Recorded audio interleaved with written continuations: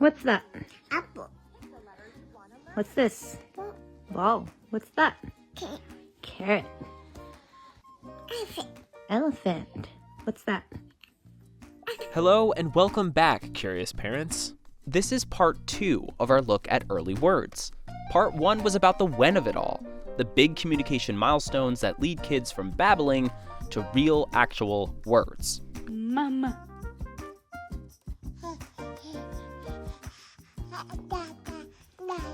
Okay. Today in the Hello Lab, we dive into the how, as in how the heck babies actually learn words and connect meaning to the world around them. Let's take a brief peek under the hood of language learning.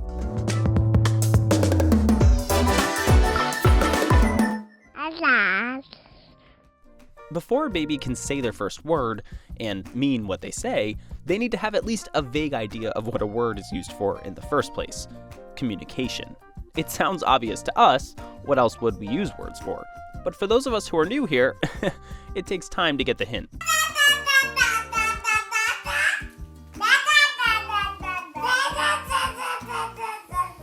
Once the light bulb comes on, babies get better at tuning into patterns of speech sounds, of hand movements, and connecting them to important things through repetition in everyday routines.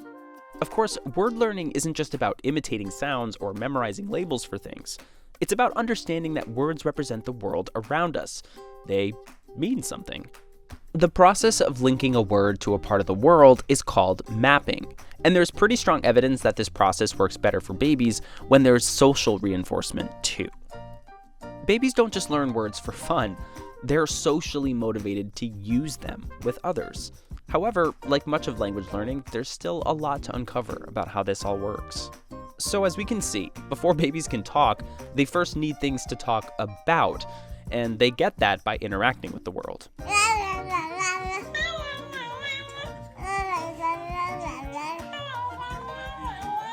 Let's break down the mapping process a bit more.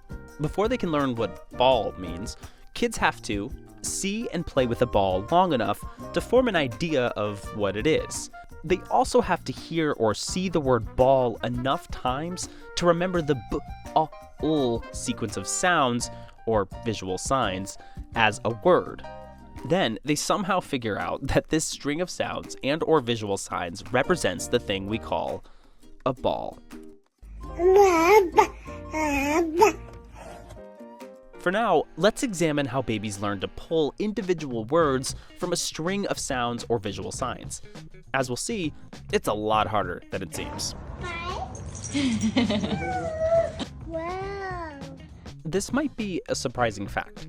Babies hear or see most words as parts of sentences rather than by themselves. This actually makes learning words much trickier than it seems. Listen to a short audio clip of a language you likely don't know.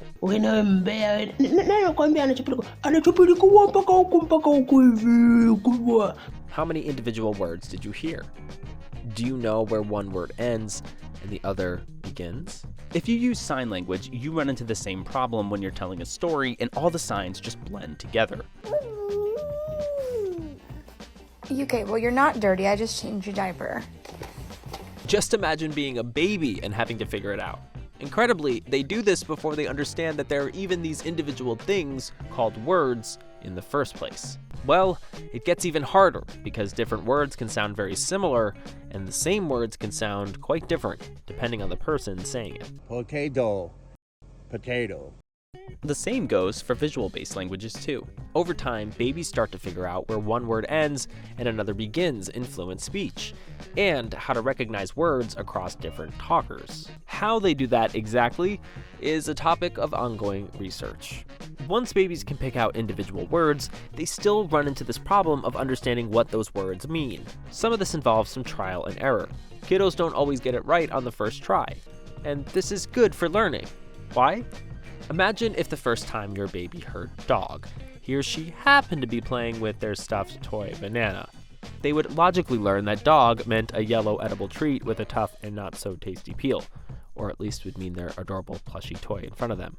In this scenario, they'd have to somehow unlearn that dog does not mean banana, and vice versa. Instead, it seems that babies first gradually notice that the unique sequence of sounds or visual signs that make up the target word dog tend to appear when the family pooch is around, or even a toy dog, or picture of one. You get the point. Now, let's say mama and baby are both interacting with the family dog and both know that each other's attention is on the dog.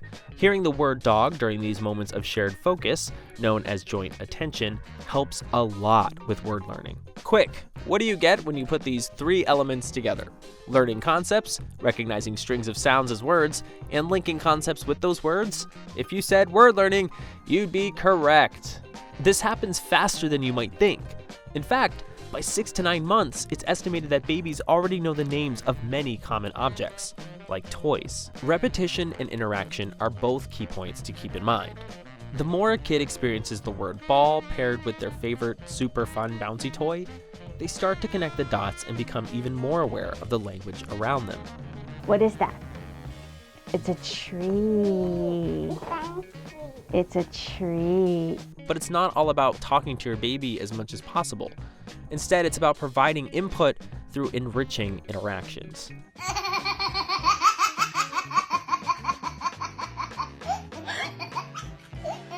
So, before your baby says their first word, how can you help? Don't overthink it. Talk to them. Talk about and describe what you're doing in your day. Read together, yes, even before they understand. Encourage them to talk by responding positively to their attempts at speech sounds. Mommy, I love you. I love you. And play. Everyday conversations and games, especially social ones, are among the best tools to support language growth. To expect a kiddo to talk and actually use words, we need to provide plenty of words for them to play and experiment with first. It's a good thing there's plenty of language all around us.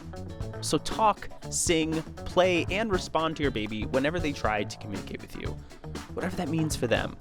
Doing this helps them not only learn words, but eventually be full-blown language users. Who are you talking to? Parlo con te. What? You want water? Acqua. Aqua? No ora, acqua.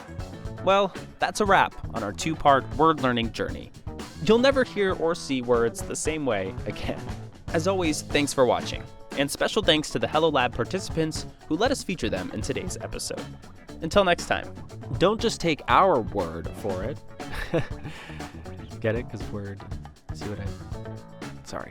Check out our evidence library on our website to learn all about the research that helped us make this episode. Link in description. If you liked today's episode, consider sharing with a new parent who might be on the edge of their seat waiting for that special first word moment. Don't forget to like and subscribe.